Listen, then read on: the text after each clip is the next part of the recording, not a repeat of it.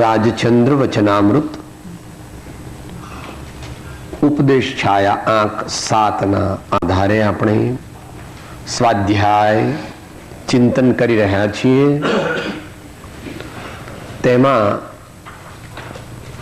નાની નાની બાબતોમાં ભેદ પાડીને મનુષ્યો અત્યારે મોક્ષ માર્ગનો જે અમૂલ્ય અવસર એને વેડફી રહ્યા છે એમ કહે છે.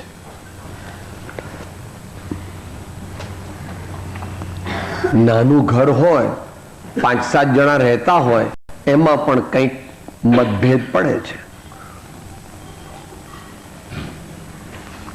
તો ધર્મી જીવોમાં પણ કંઈક મતભેદ પડે, પણ એમાં એને લંબાવવો નહીં, એનું સમાધાન કરવું અને એને બાજુએ કરીને જે કોમન વસ્તુ છે, જે આપણા કલ્યાણની વસ્તુ છે, જે પ્રયોજનભૂત છે, જે સર્વસંમત છે, એને જલ્દી જલ્દી ગ્રહણ કરીને આગળ વધવું.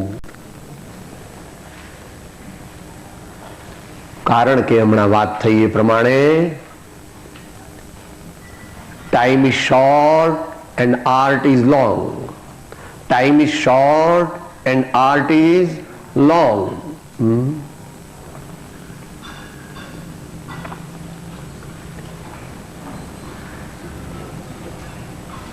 માટે જલ્દી જલ્દી સત્કાર્ય કરી લેવું, આત્મકલ્યાણ કરી લેવું અને એમાં પ્રમાદ કરવો નહીં એવી ભગવાનની જ્ઞાની પુરુષોની આજ્ઞા છે. એમાં આપણને અહીંયા આગળ આ ચોથ અને પાંચમ સંવત્સરી કઈ દિવસે કરવી, તો કે છે ભાઈ ચોથને દિવસે તને યોગ્ય લાગે તો ચોથને દિવસે અને પાંચમને દિવસે લાગે તો પાંચમને દિવસે, પણ એમાં ઝઘડા કઈ કરવાની જરૂર નથી. કોન્ફ્લિક્ટને નિવારે એનું નામ સંત, બને તેટલો. પછી સત્યાગ્રહ એ છેલ્લા કરે છે. જગતના જીવોના દિલને જોડે તે સંત અને તોડે તે અસંત. સંત શું કરે? ભાઈ આપણે સંપથી રહો ને, ભાઈ આપણે પ્રેમથી રહો ને, ભાઈ આપણે જેટલું થાય એટલું કરો ને, ભાઈ કોઈ વસ્તુ કંઈક છે તો જવા દો, એને બાજુ મૂકી દો અત્યારે. એમ કરીને સંત દ્વારા મનુષ્યોના દિલ જોડાય છે અને બીજા લોકો તોડ કર્યા કરે છે. ભેદ, એના પ્રભેદ, એના પ્રભેદ, એના પ્રભેદ, સમાજ તૂટી જાય, સમાજના કટકા થઈ જાય, સામૂહિક બળ રહે જ નહીં. એવા પ્રકારની વૃત્તિ વિઘાતક અથવા વિઘટક પરિબળોની હોય છે. અહીં જ્ઞાનીઓ કહે છે ભાઈ, ઉપનિષદની રૂચા છે કે સહનાવતુ સહનૌ ભુનક્તુ સહ વીર્યં કરવાવહૈ તેજસ્વિનાવધીતમસ્તુ મા વિદ્વિષાવહૈ.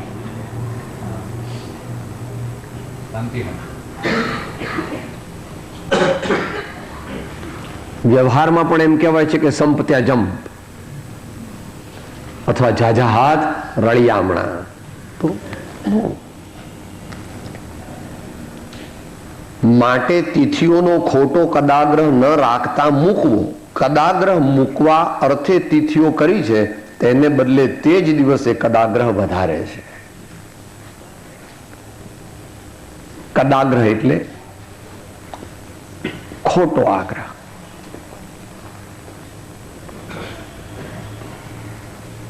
અયોગ્ય આગ્રહ.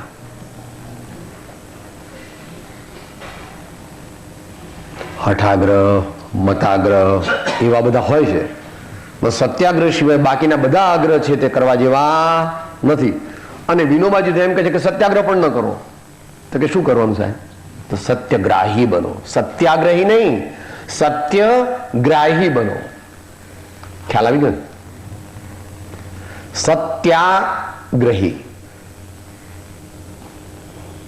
નહીં, પણ સત્યગ્રાહી. કે સાહેબ એવું કેમ?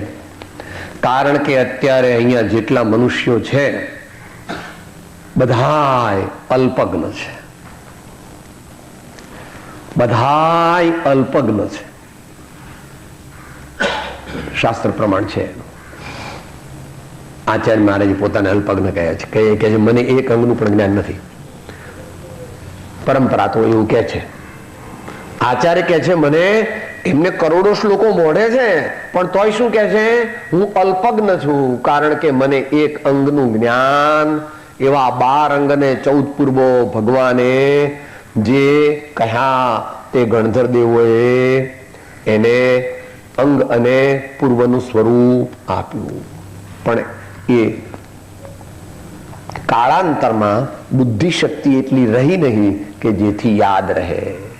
એટલે પછી આ શાસ્ત્રો લખવાનો જમાનો આવ્યો. પહેલા શાસ્ત્રો લખાતા નહોતા, ગુરુ શિષ્યની પરંપરાથી મૌખિકપણે રહેતા.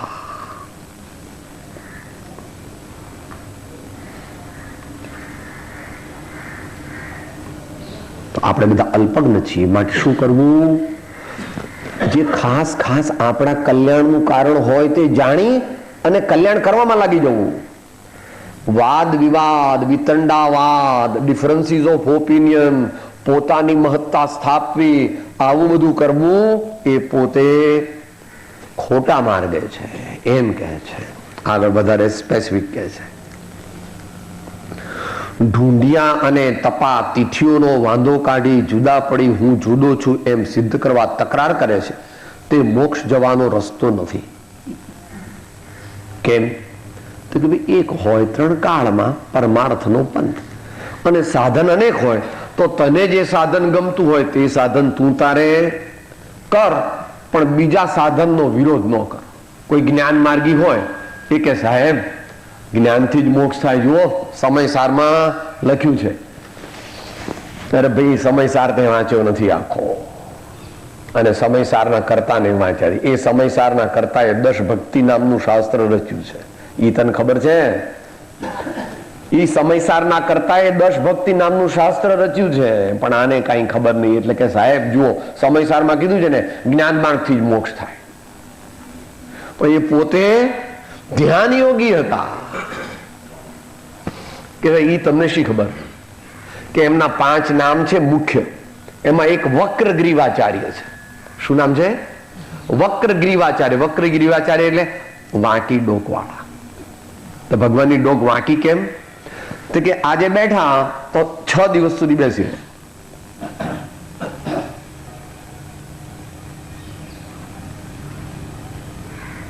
આહાર, પાણી, લોંગ કોલ, શોર્ટ કોલ કશું નહીં.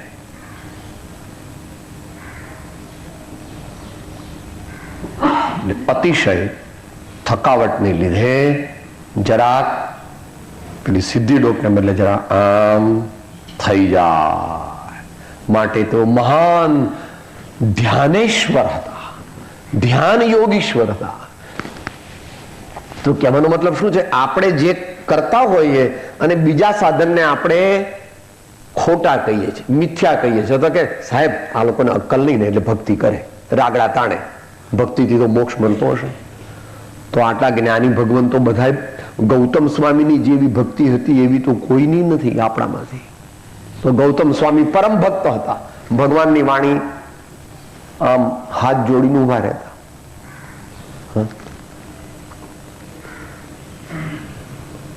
ને ભજીને ભગવંત ભવ અંત લહો એમ કહ્યું છે જ્ઞાનીઓએ. દરેક જ્ઞાની પુરુષોએ પરમાત્માની અને સદગુરુની અપૂર્વ ભક્તિ કરેલી છે. માટે જ્ઞાન માર્ગ તને અનુકૂળ લાગે તો તું જ્ઞાન માર્ગમાં જા. મુખ્ય બીજાનો નિષેધ કર્યા વિના અને બીજાનો સ્વીકાર કર્યા વિના. એટલે બીજાનો સ્વીકાર કરવો જોઈએ, અસ્વીકાર ન કરવો. એ પ્રમાણે કોઈ ધ્યાનની મુખ્યતાથી સાધના કરે ભલે, પણ બેઝિક આત્મતત્વનું પરિજ્ઞાન હોવું જોઈએ. કોઈ કે હું ધ્યાન કરું છું પણ શેનું ધ્યાન કરું છું એ ખબર નથી, તો ધ્યાન થાય? ધ્યાન માટે યોગ્યતા જોઈએ. ધ્યાન માટે જેનું ધ્યાન કરવાનું છે એનું જ્ઞાન જોઈએ. ધ્યાન માટે ચિત્તની એકાગ્રતા જોઈએ.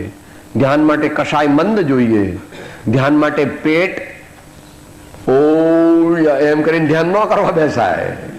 જેનું ભોજન બહુ સારું તેનું ભજન ને ધ્યાન સારા નહીં. કેટલા મીંડા થા મોક્ષ બાહુણ? 63. આહારનો વિજય કરો, નિદ્રાનો વિજય કરો, આસનનો વિજય કરો, અનેકાંતનો આશ્રય લો, આત્માનુભવી સદગુરુ પાસેથી શુદ્ધ આત્માનું સ્વરૂપ જાણો અને તે શુદ્ધ આત્માનું ધ્યાન કરવા માટે મહાન પરાક્રમ કરો. એમ આચાર્ય ભગવાનની આજ્ઞા છે. તો બીજા લોકો જે સાધના કરતા હોય એનો નિષેધ કરવો નહીં, પરંતુ આપણા આત્મીયજન હોય તો એમની સાથે વાતચીત થઈ શકે કે ભાઈ તમે ભક્તિ કરો ત્યારે બરાબર આમ ચિત્ત લગાવીને કરો છો ને, ભાવપૂર્વક કરો છો ને, અંદરમાં સ્મરણ તમને ભગવાનનું થાય છે ને, ભગવાનનો ગુણો યાદ આવે છે ને, તો ભક્તિનું ફળ મળે. તો આગ્રહ કરવો નહીં. તકરાર કરે છે તે મોક્ષ જવાનો રસ્તો નથી. ઝાડને ભાન વગર કર્મ ભોગવવા પડે છે તો મનુષ્યને શુભાશુભ ક્રિયાનું ફળ કેમ નહીં ભોગવવું પડે? આ વૃક્ષ છે એ એકેન્દ્રીય જીવ છે. મને વાત થઈ,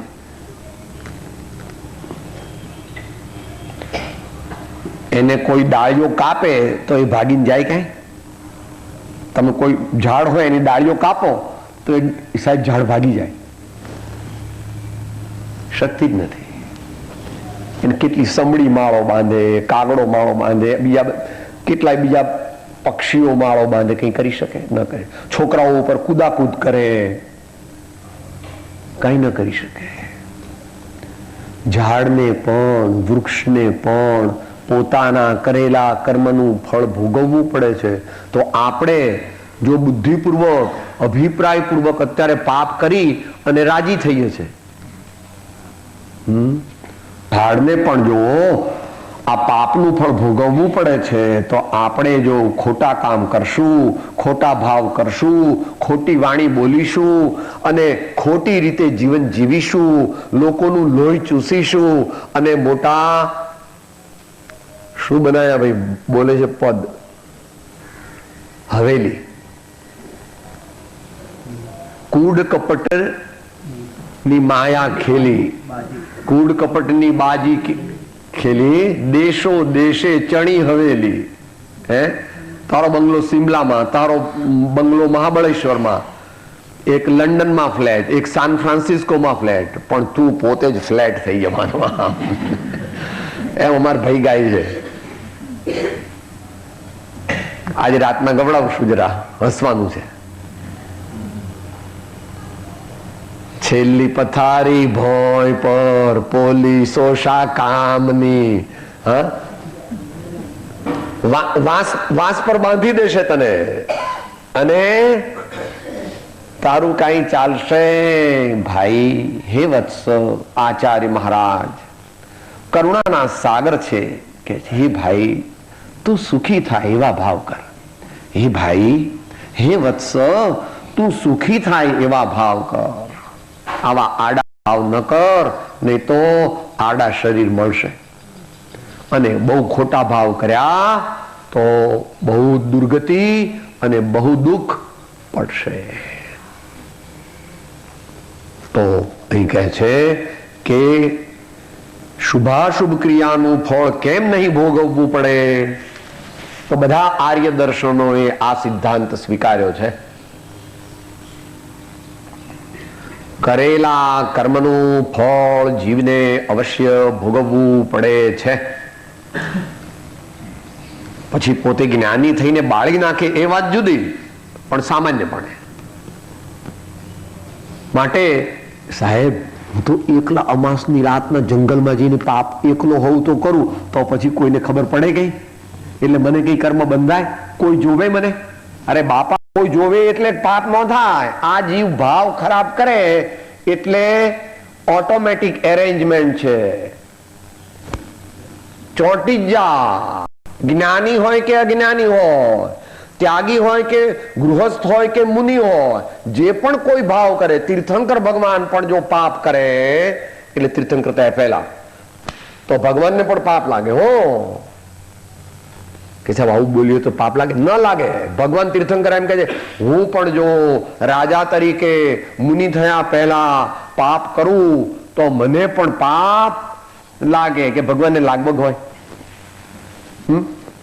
અરે ગૌતમ સ્વામી, એમને ભગવાન પ્રત્યે થોડોક રાગ રહી ગયો તો કેવળ જ્ઞાન અટક્યું. તો આપણા જેવા દુષ્ટ ભાવો કરે છે તો આપણું શું થશે? રામ ઝરૂખે बैठके सबका मुजरा लेत, जैसी जिनकी चाकरी वैसा उनको देत. સાદી ભાષામાં સંતો સાદી ભાષામાં કહે છે, સાહેબ એમ કરો, હું 5 રૂપિયાનું દાન આપું તો તમે લાગવગ લગાડો તો મને 5000 નું ફળ મળી જાય. કે એવું ન બને. સાહેબ હું 5 રૂપિયા દાનમાં આપું છું પણ તમે કંઈક મારા પર એવી કૃપા કરો તો મને 5000 નું, એ તારા હાથમાં છે. 5 રૂપિયા આપે અને 5000 નું ફળ ક્યારે? એવા ઉત્કૃષ્ટ ભાવ કરે અંદરમાં, આપતા આપતા પણ. એનું મોટું વિજ્ઞાન છે. એ વળી કોઈક વાર દાનનું મોટું વિજ્ઞાન ભગવાન સર્વજ્ઞ દેવે કહ્યું છે. 2 સૂત્રો બોલી જાઓ. 2 જ સૂત્રમાં દાનનું વિજ્ઞાન કહ્યું છે. પછી એનો વિસ્તાર પદ્મનંદી પંચવિંશતિ આદિમાં કરેલો છે. અનુગ્રહાર્થમ સ્વસ્ય અતિસર્ગો દાનમ, અનુગ્રહાર્થમ સ્વસ્ય અતિસર્ગો દાનમ, વિધિ દ્રવ્ય દાતૃ પાત્ર વિશેષાત તદ વિશેષ, વિધિ દ્રવ્ય દાતૃ પાત્ર વિશેષાત તદ વિશેષ. 2 સૂત્રની અંદર 2000 સૂત્ર પ્રમાણ કથન ભગવાને કરેલું છે. એટલે એનું નામ જ તત્વાર્થ સૂત્ર છે. એનું નામ શું? તત્વાર્થ સૂત્ર. જેમ યોગ સૂત્ર છે ને, દર્શન, યોગ દર્શનના સૂત્રો છે ને, ગાગરમાં સાગર,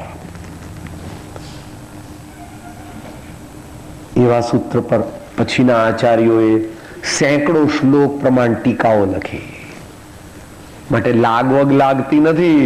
જેવા ભાવથી જેવું દાન તું કરે તેટલું જ ફળ તને મળે. એમાં કોઈની લાગવગ લાગે નહીં. માટે આપણે શુભાશુભ ક્રિયાનું ફળ કેમ નહીં ભોગવવું પડે? જેથી ખરેખરું પાપ લાગે છે તે રોકવાનું પોતાના હાથમાં છે. પોતાથી બને તેવું છે તે રોકતો નથી ને બીજી તિથિ આદિની ને પાપની ભળતી ફિકર કરે જાય છે. આપણે કેવા છીએ એનું વર્ણન છે. આપણે ગામની પટલાઈ કરીએ છીએ અને ઘરમાં અંધારું છે. આપણે આખા ગામની પંચાયતમાં પડીએ છીએ અને આપણા ઘરમાં ઘોર અંધારું છે. ભાઈ, ચેરિટી બિગિન્સ એટ હોમ. એવી રીતે કલ્યાણ માર્ગ ઓલ્સો બિગિન્સ એટ હોમ. જે પોતાને સુધારે નહીં તે બીજાને ખરેખર સુધારી શકે નહીં.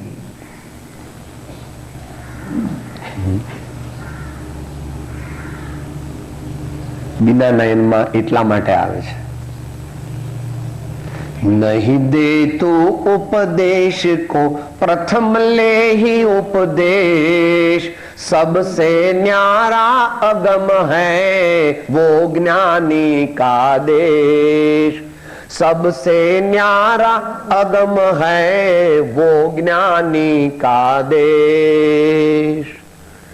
5-25 ચોપડીઓ વાંચી અને જીવ મોટો વક્તા બનવા જાય છે.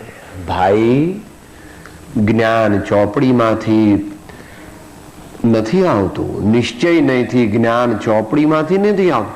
સાચું જ્ઞાન તો અંતરથી પ્રગટે છે. સાચું જ્ઞાન અંતરથી પ્રગટે છે. જ્ઞાન સ્વભાવી આત્મામાંથી આત્મજ્ઞાન પ્રગટે પછી જ્ઞાન સાચું થાય છે. વિચારવા જેવું છે. નરસિંહ મહેતા અભણ જેવા હતા, પણ એમના ઉપર અત્યાર સુધીમાં 50 જણાએ પીએચડી કર્યું છે. કબીરજી અભણ હતા તારી દ્રષ્ટિએ, કોઈ યુનિવર્સિટીમાં ગયા નહોતા, કોઈની પાસે એવી રેગ્યુલર કોઈ ભણતર લીધું નહોતું, પણ એના પર અત્યાર સુધીમાં Hindi, Gujarati, Marathi, Greek, Latin, French, German એ બધામાં થઈને 100 ઉપર મનુષ્યોએ પીએચડી કર્યું છે અભણ કબીર ઉપર.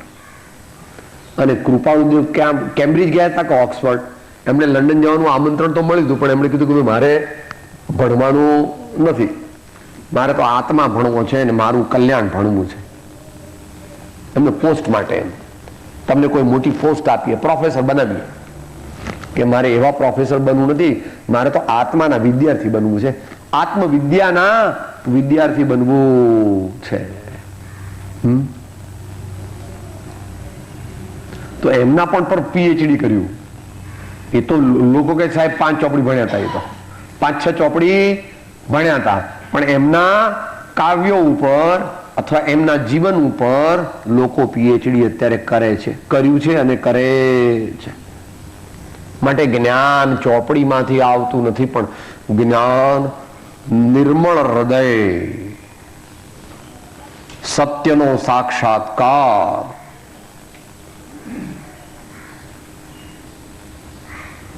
સર્વજીવો પ્રત્યે પ્રેમ, નિષ્કામ ભાવથી ક્રમે ક્રમે જ્ઞાન પ્રગટે છે.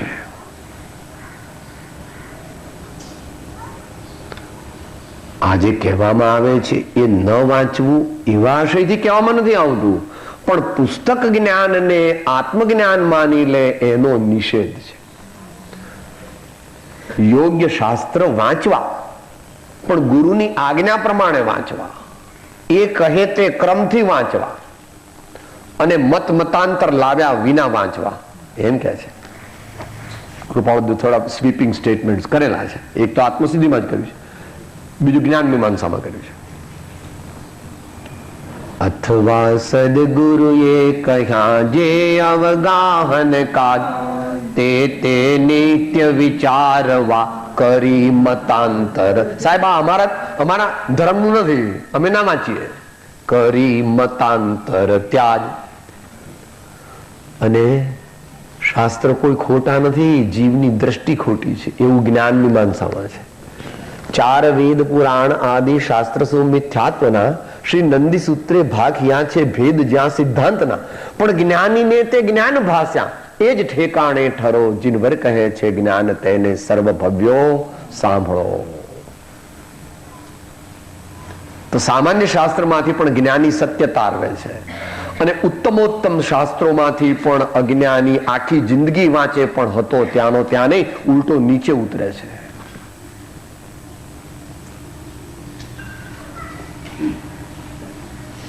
શુષ્ક જ્ઞાની થઈ જાય છે. માટે કહે છે કે પોતે પાપ રોકવાનું છે, એ પોતે રોકી શકે છે. ભાવ અને ક્રિયા યથાપદવી. કોઈની નિંદા કરવાનો ભાવ થયો, આપણે કેવું ના અમારે મૌન રહેવું છે. કોઈ આપણને જરા અપશબ્દ કહ્યો ને ક્રોધનો ભાવ આવ્યો, આવવાની તૈયારી હતી ને આપણે હું ક્ષમા સ્વરૂપાત્મા છું, હું ક્ષમા સ્વરૂપાત્મા છું, હું ક્ષમા સ્વરૂપાત્મા છું, હું ક્ષમા સ્વરૂપાત્મા છું, તો ક્રોધ પાછો વળી જાય, ઓછો થઈ જાય. આ જીવ જાગે તો કલ્યાણનો માર્ગ પ્રાપ્ત થાય, પણ આ જીવને કલ્યાણ કરવું નથી, પણ હું કલ્યાણ કરું છું એવું સમાજનું સર્ટિફિકેટ જોઈએ છે. તો ભગવાનને ઘેર સમાજનું સર્ટિફિકેટ ચાલતું નથી, અને કર્મબંધ સમાજના સર્ટિફિકેટ પ્રમાણ થતો નથી. આ જબરું છે. અને માટે જગતના સામાન્ય મનુષ્યો સત્ય ધર્મ તરફ વળતા નથી, કારણ કે તેમનું ધ્યાન સમાજ તરફ છે, કે મને મોટી પદવી કોણ આપે છે, એનાથી આગળ પદવી ક્યારે આપે છે, તો એ પદવી તરફ એનું ધ્યાન છે. માટે એ કલ્યાણ માર્ગને પામતો નથી.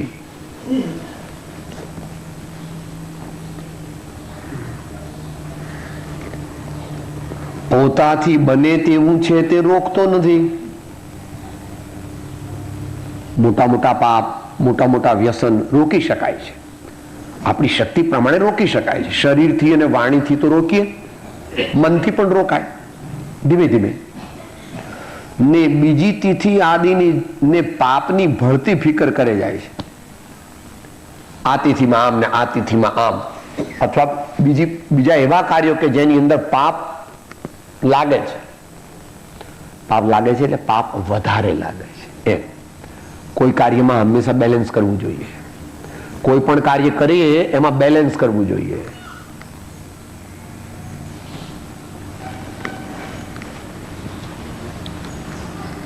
સાહેબ,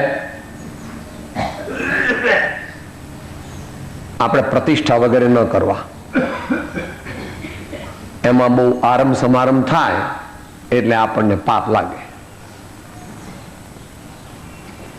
ગુરુ મંદિરની પ્રતિષ્ઠા, ભગવાનના મંદિરની પ્રતિષ્ઠા, પંચકલ્યાણ પ્રતિષ્ઠા બધું ન કરવું. એટલે કે તારા દીકરાનું લગ્ન થાય એમાં, સાહેબ એ તમારા મગજમાં બેસે એવું નથી. મારા દીકરાના લગ્નમાં 7 કરોડનો ખર્ચ. ચાર્ટર્ડ પ્લેન થી લંડન થી લોકો આવે, એમાં પાપ લાગે કે ન લાગે? એમાં આખી રાતના જ ભોજન થાય ને વેજીટેરિયન નોન વેજીટેરિયન પણ થાય, કારણ કે તારે બધા સંબંધો એવા. એમાં પાપ લાગે કે ન લાગે? સાહેબ પણ હવે એ તો કરવું પડે ને. તો પછી કે મંદિર, ગુરુ મંદિર, પાઠશાળા,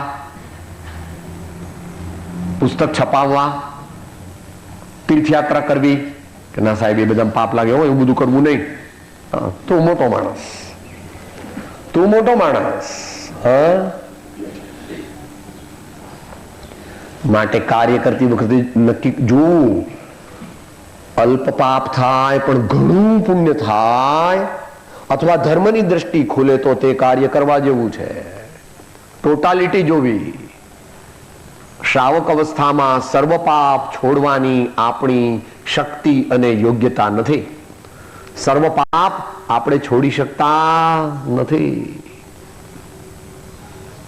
માટે પહેલા મોટા પાપ છોડવા, અને પછી મધ્યમ પાપ છોડવા, પછી નાના પાપ છોડવા. પણ શ્રદ્ધા તો એમ કરવી કે બધાય પાપ છોડવા જેવા છે. શ્રદ્ધા શું કરવી? બધાય પાપ છોડવા જેવા છે એમ શ્રદ્ધા કરવી. એ હવે કહેશે. અનાદિથી શબ્દ, રૂપો, રસ, ગંધોને સ્પર્શનો મોહ રહ્યો છે, તે મોહ અટકાવવાનો છે. મોટું પાપ અજ્ઞાનનું છે. અનાદિથી, આ તો પ્રસિદ્ધ છે. સારું સારું સંગીત સાંભળવું બહુ ગમતું હોય દુનિયાનું, તો એ સાંભળવા જેવું નથી. એને માટે વળી પાછો 68મો પાઠ વાંચી લેવો, અને છતાં પણ લાગે છે કે એ વાંચી જઈએ તો બહુ એપ્રોપ્રિએટ છે. પાનું 107 છે આમાં. જ્યાં સુધી જીભ સ્વાદિષ્ટ ભોજન ચાહે છે, જ્યાં સુધી નાસિકા સુગંધી ચાહે છે, જ્યાં સુધી કાન વારાંગનાના ગાયન અને વાજિંત્ર ચાહે છે, જ્યાં સુધી આંખ વન ઉપવન જોવાનું લક્ષ્ય રાખે છે, જ્યાં સુધી ત્વચા સુગંધી લેપન ચાહે છે, ત્યાં સુધી તે મનુષ્ય નિરાગી, નિર્ગ્રંથ, નિષ્પરિગ્રહી, નિરારંભી અને બ્રહ્મચારી થઈ શકતો નથી. કાલે બ્રહ્મચારીજીએ ઇષ્ટોપદેશના માધ્યમથી લીધું હતું ને. શબ્દ, અનાદિથી શબ્દ, રૂપ, રસ, ગંધ, સ્પર્શ નો મોહ રહ્યો છે. જો રાગ તો આપણને બધાઈને છે. આપણામાંથી કોઈ એવા વિતરાગી નથી. વિતરાગી હોય તો અત્યારે કઈ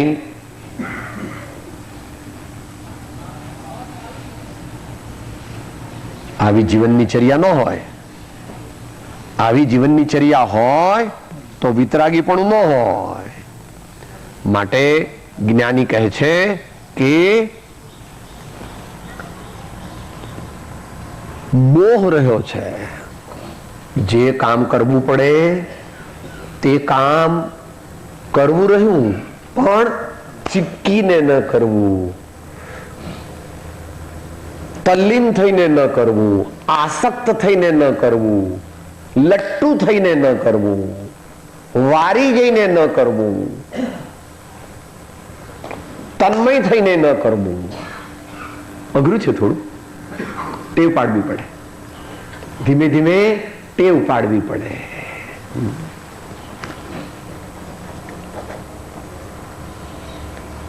અમૂલ્ય તત્વ વિચારમાં મૂંઝવો શબ્દ વાપર્યો છે, પર વસ્તુમાં નહીં મૂંઝવો. હમણાં હવે 15 મિનિટમાં જમવા તો બેસશે બધા, તો આહાર ભોજન સામાન્ય મનુષ્ય માટે આવશ્યક છે, પણ વૃદ્ધિથી ભોજન ખાવું, જલ્દી જલ્દી ખાવું, જરાક કંઈક ન ગમતું આવી ગયું તો એકદમ અપસેટ થઈ જવું,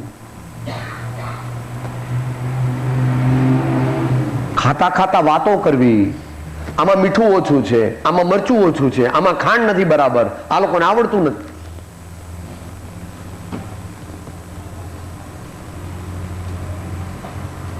એટલા આહારની વાત નથી.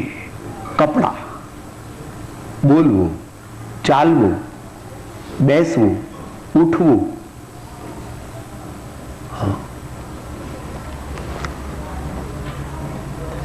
સંતબાલજીનું કાવ્ય છે, સર્વ ક્રિયાઓ કરતા પહેલા પાપ વિકારોથી ડરવો, સર્વ ક્રિયાઓ કરતા પહેલા પાપ ક્રિયાઓથી ડરવો.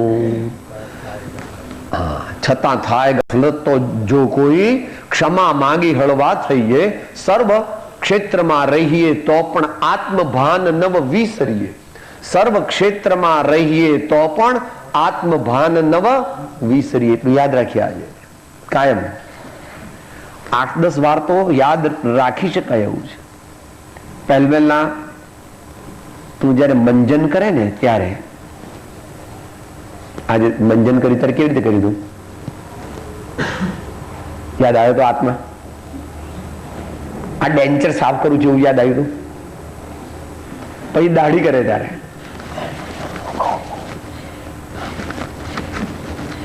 ત્રણ ચાર પાંચ વાર દાઢી, હે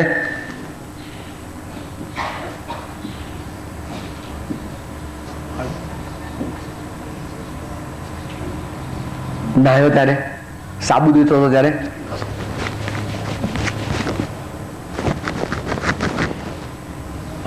क्या कर रहा है, क्या कर रहा है, भूल गया तू कौन है.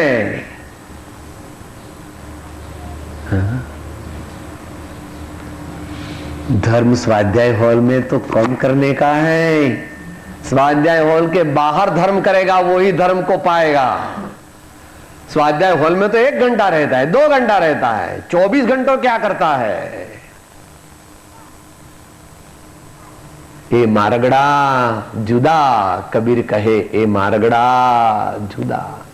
જગતના સમક્ષ જોઈને જીવો ધર્મ કરે છે, આત્માના ભાવો સમક્ષ જોઈને અને જ્ઞાનીની આજ્ઞાને ખ્યાલમાં રાખીને ધર્મ થાય છે.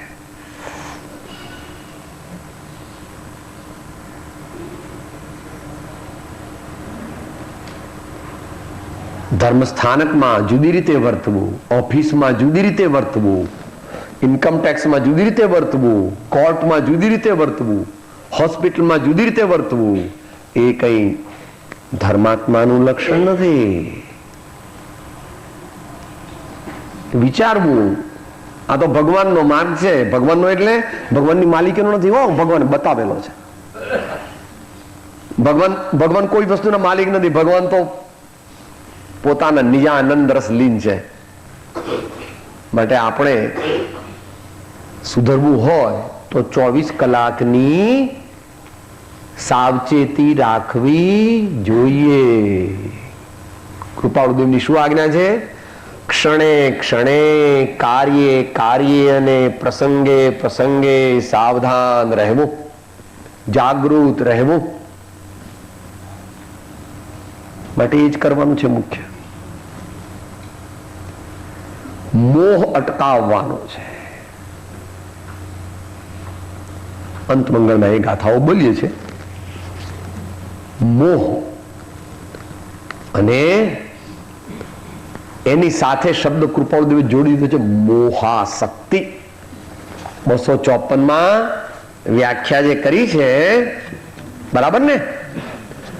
મુમુક્ષુની વ્યાખ્યા કરેલી જે છે એમાં 2 શબ્દો જોડી દીધા છે. શું કહે છે? આમાં પાનું 288 છે, પેજ 288. મુમુક્ષુતા તે છે કે સર્વ પ્રકારની મોહાશક્તિથી મૂંઝાઈ એક મોક્ષને વિશે જ યત્ન કરવો. મુમુક્ષુતા તે છે કે સર્વ પ્રકારની મોહાશક્તિથી મૂંઝાઈ એક મોક્ષને વિશે જ યત્ન કરવો. મોક્ષ મોક્ષ એટલે પોતાના ચિત્તની શુદ્ધિ. અને પોતાના ચિત્તની શુદ્ધિ થાય એનું સાક્ષાત કારણ હોય અથવા પરંપરા કારણ હોય, બધાને લેવા પડશે. મોક્ષનું એક કારણ નથી. સાક્ષાત કારણ એક છે, આત્માનો અનુભવ. પણ એ આત્માનો અનુભવ થાય કેવી રીતે? સ્વાધ્યાય કરે તો, સાચા ભાવથી સત્સંગ કરે તો, વિનયવાન થાય તો, ક્ષમા રાખે તો, સર્વજીવો સાથે મૈત્રી ભાવ રાખે તો, ગુણિયલ જનોમાંથી ગુણીજનો ગ્રહણ કરે, ગુણોને ગ્રહણ કરે તો, સાવધાન રહે તો.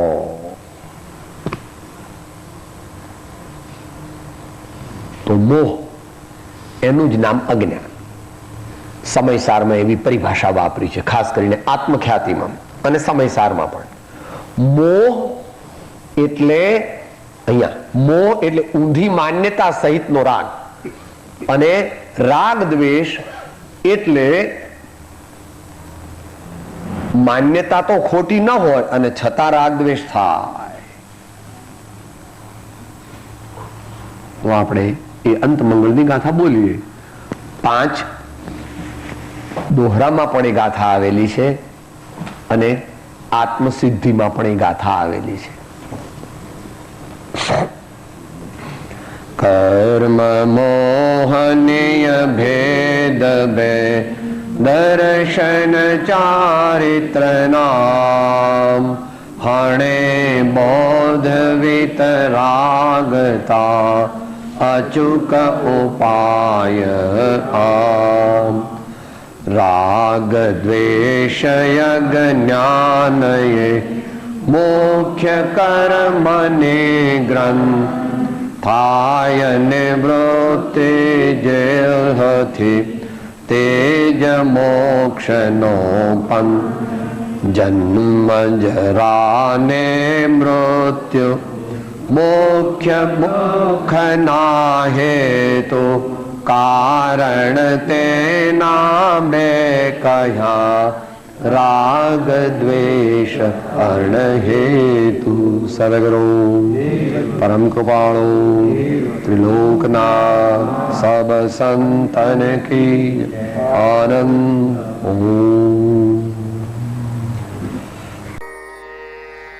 હું આત્મા છું, આપનો સેવક છું, સૌનો મિત્ર છું. હું આત્મા છું, આપનો સેવક છું, સૌનો મિત્ર છું. હું આત્મા છું, આપનો સેવક છું, સૌનો મિત્ર છું.